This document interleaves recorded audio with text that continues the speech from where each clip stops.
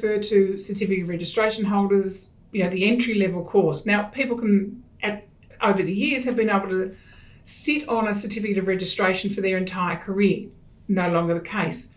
Now, that's fine, and we've talked about what that means. That you'll get your certificate renewed.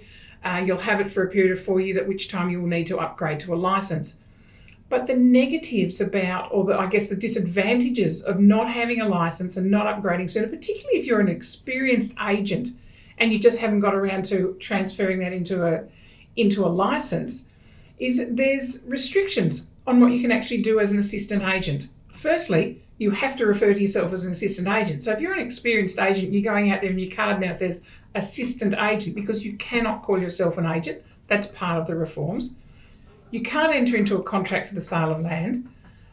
You can't enter into an agency agreement without it being countersigned by a licensed agent or a franchise agreement. So, you can't work with another licensed agent to buy a franchise or at an ownership level. And you cannot authorise the disbursement of money from a trust account. So, if you're a senior property manager and you're still working on a certificate of registration, or you're wanting to run your own business, or you are, operating as an independent contractor, a whole range of things here.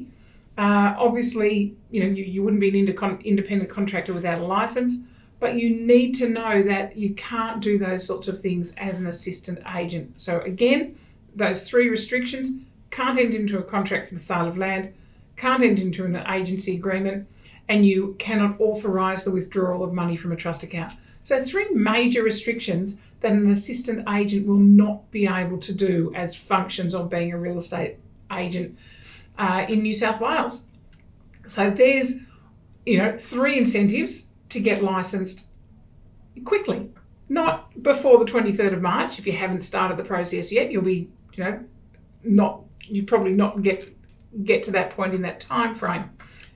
But certainly, if you've been in the industry for a long time, you'll meet the other criteria. So the 23rd of March isn't so bad, but I encourage you, get it done as soon as you can, not from a date purpose in terms of getting it done before the reforms come in, but in terms of how the perception of you as a professional within the industry of being, if you are experienced, you have been around for a while, then for goodness sake, get your license and be regarded as a proper, class 2 licensed agent, as opposed to being an assistant agent who can't even sign off on your own agreements.